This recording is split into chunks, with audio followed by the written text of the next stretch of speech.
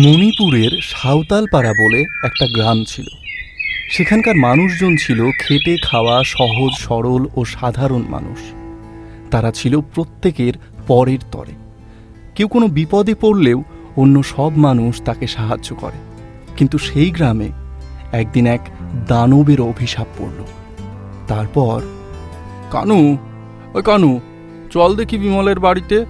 তার ছেলের বিট্টুকে আর সন্ধ্যা থেকে পাওয়া যাচ্ছে না। কে বা কারা যেন তার ছেলেকে হরণ করেছে।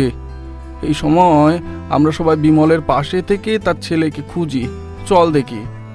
সেখানে নিমাইচরণ ও কানু পৌঁছল আর গিয়ে দেখল তার বাড়িতে পাড়ার সবাই এসে জড়ো হয়েছে, আর ওইদিকে বিট্টুর মা বাবা কেঁদে চলেছে।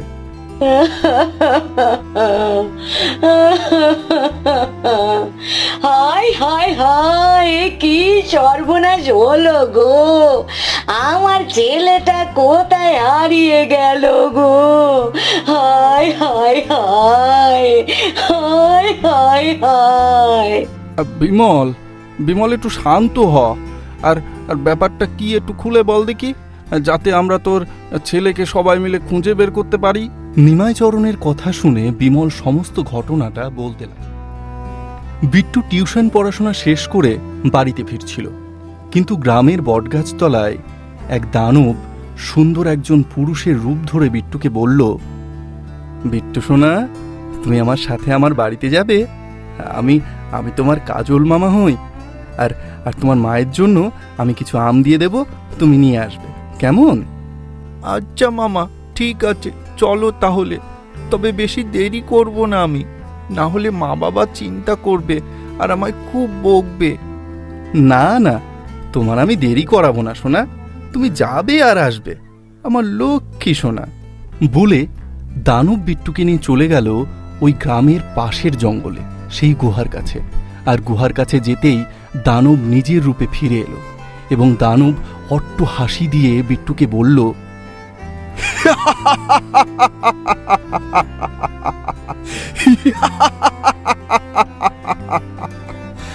এখন থেকে তুই আমার এই গুহায় ছাগল হয়ে থাকবি, আর পরশু অমাবস্যায় তোকে আমি বলি দেব।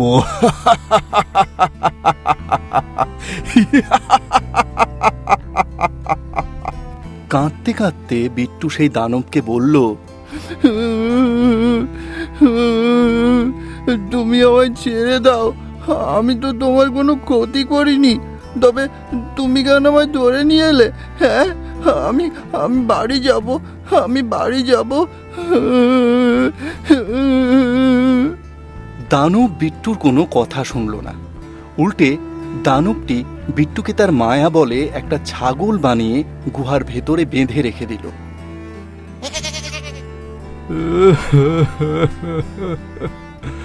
ওরে বিট্টু রে, তুই কোথায় গেলি রে? ওরে বিট্টু, কোথায় গেলি তুই?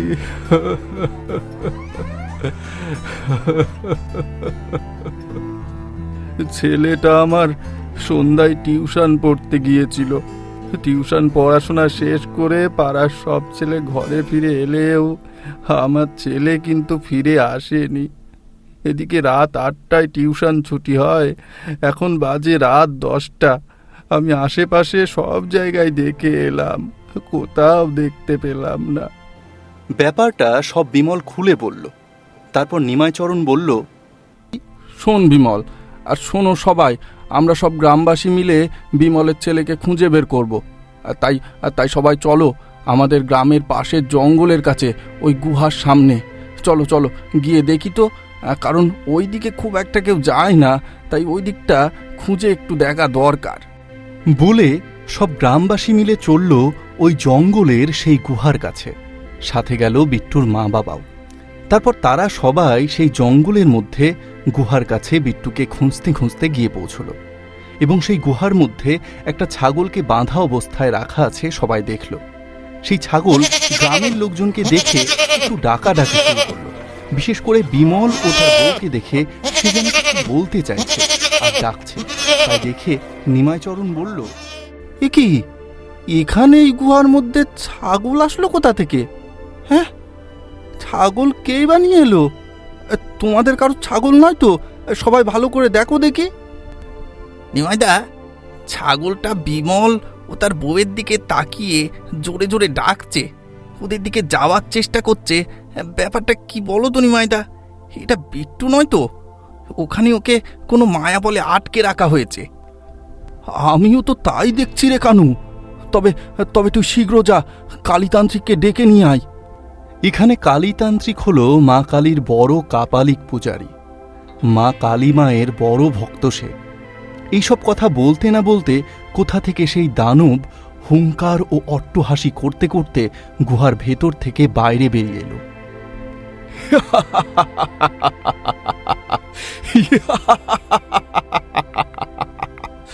তোরা সবাই মিলে এখানে কি করতে এলি? হ্যাঁ, যাই হোক, তাহলে তোদের সবাইকে মেরে আমি তোদের কাঁচা রক্ত খাবো। তোরা সবাই এখন মৃত্যুর জন্য তৈরি হ।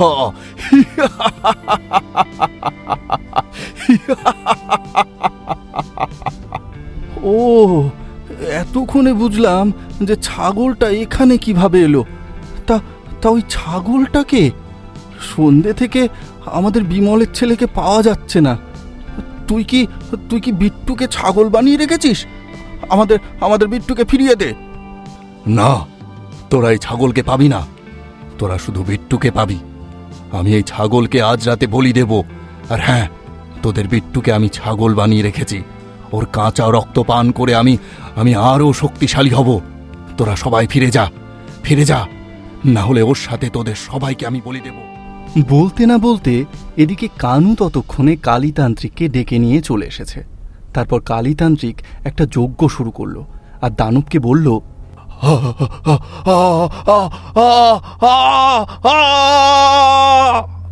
বিট্টুকে তুই আগের অবস্থায় ফিরিয়ে দে, তা না হলে দেখ আমি তোর কি অবস্থা করি। এবার কালীতান্ত্রিক যজ্ঞ মন্ত্র শুরু করল। সাথে সাথে যজ্ঞের আগুনে কি যেন ছেটাতে লাগলো। হুম কিং কিং হুম চামুণ্ডায় নমঃ, হুম কিং কিং হুম চামুণ্ডে কালিকায় নমঃ। ওই দানবের সারা শরীরে তখন আগুন জ্বলে উঠল। সেই আগুনের জ্বালায় দানব জোরে জোরে হুঙ্কার করতে লাগল।